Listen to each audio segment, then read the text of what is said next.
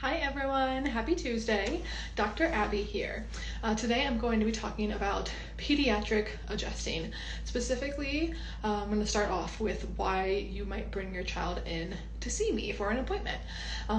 We have, when it comes to kids, first and foremost, I'm going to start off with saying MSK, musculoskeletal issues, the same reasons that you might come and see me. You got some back pain, some knee pain, upper body, neck, shoulders, things like that. Kids have these issues, these pains as well, when you're starting to walk, starting to crawl, that's putting a lot of pressure on our low backs, our hips, our knees, our ankles, hands, wrists, elbows, shoulders. So even from a young age, we're putting pressure on these joints. And then as they're starting to play sports, especially, out here in Colorado, we all love to be active and live our athletic lifestyles. Kids do too. We have a lot of patients in our office that love to play lacrosse and basketball and tennis and ski and hike and all these things. And they're kids, they come in and they have some of the same problems and pains that you and I might have. So that's definitely first and foremost one of the big things that we treat in pediatric patients. Beyond that, things like a common cold or some kind of illness. Getting adjusted, it promotes blood flow, promotes your lymphatic system to dump some toxins, promotes detoxing, just helps overall the body kick into that innate ability that we have to heal and feel better. So being adjusted when you're sick or when you've been around someone that may be sick is super beneficial because it can really help fight off that common cold, right?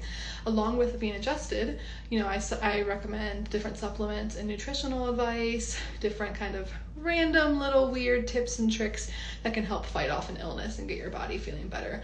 So that's another reason that's really great to bring your kids in to see us. Raise your hand if you have a kid that gets ear infections or goes to daycare and comes home and it's like, well, Tommy was sick, so yours is probably going to get sick too. Bring them in before they start developing some of those symptoms.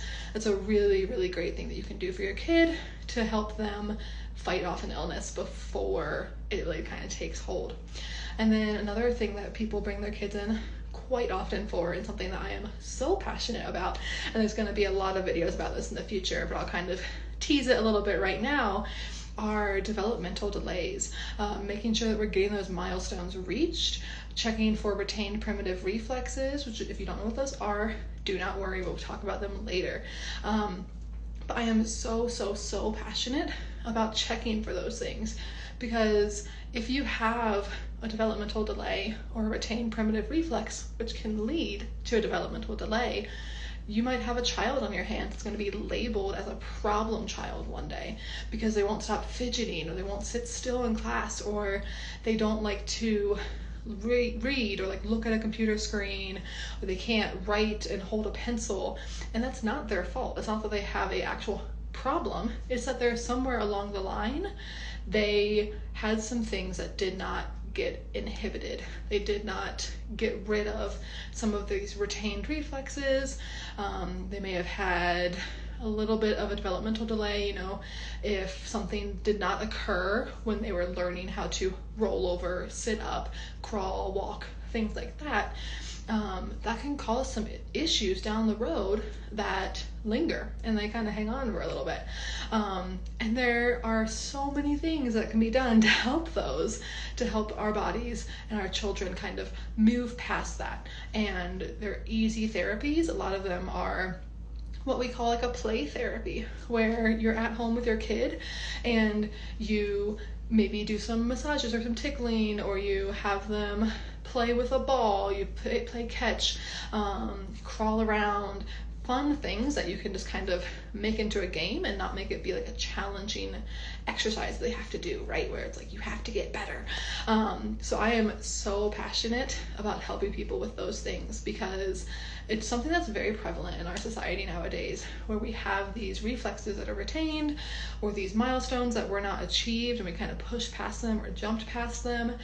And now, as a 8-year-old, 12-year-old, 15-year-old, 32-year-old, we have these things where we get really overwhelmed in certain situations, or we cannot handle certain textures or certain foods. And those are things that can be they can be assisted through easy therapies and through adjustments. So that is just kind of a little teaser of to what I really love to work on. Of course, I like to work on all things in kids, but I really, really am passionate about those things. Other things I wanted to talk about today is kind of what you can expect out of a chiropractic adjustment with your pediatric patient, with your child. A lot of people, get a little concerned when they hear that I say I adjust babies, and they're like, wait, you adjust me. I know like how strong you can be, or how aggressive, for lack of a better term, you can be. You can't do that to my kid. And I always have to assure people that is not, adjusting a child is way different than adjusting an adult human being. It is a different technique that I utilize. It's gentler, it's slower. I typically use gravity and just kind of letting the body and the muscles gently release, as opposed to putting a force into them.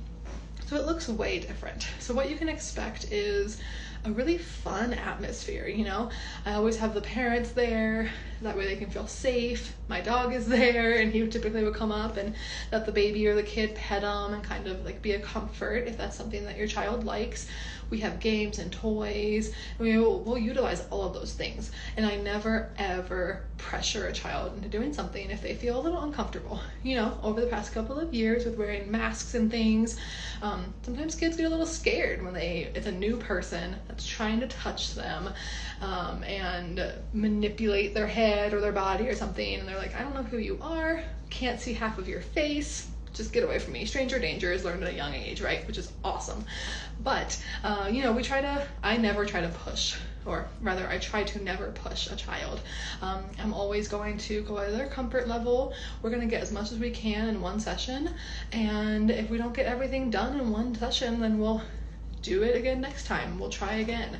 I don't want your child to not want to come. I have adjusted a lot of kids from babies to young children to teenagers, and if you kind of go a little slow in the beginning, they want to come back. They're excited. We have a lot of patients that the parents will say, my kid, like, every time I come is like, can I come too? Like they want to come in, it's so exciting, and that is our goal. So I try to make a really fun atmosphere.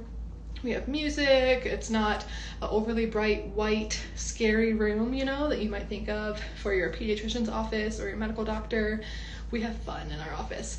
So that is one of the things that I also love to touch about and talk about, is the fact that it's not supposed to be scary. It's a way different adjustment. You'll be pretty surprised if you ever see one, how gentle it is and how much it does not look like how I would be adjusting you. So those are kind of the things I wanted to talk about today. As I said, we're going to be talking more about developmental milestones, developmental delays, retained primitive reflexes. I'm so excited to talk about those things with you because it's something I am very passionate about, and it's something that I don't think is talked about enough, especially not in a way of what you can do about it. And there are so many things that you can do at home with your kid if they fall into that category. So we're going to be talking about that in the future. We're even going to be potentially offering some little workshops or classes at our office for those things.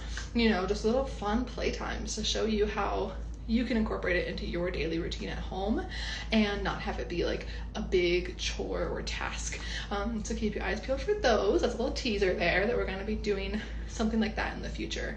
But yeah, I would love to hear any questions that you have about any of those things. I will be doing one next week, of course, probably a little bit more on those retained primitive reflexes. So if you have any questions about those, drop them in the comments on this live, and I can hopefully address them in the next one next week. Thanks so much for listening.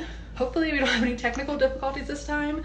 I normally am like the tech person at our office, and I am not getting this to work. So hopefully today goes a little bit smoother. Thanks for listening, and I'll see you all next week. Have a great rest of your week. Enjoy the snow tomorrow.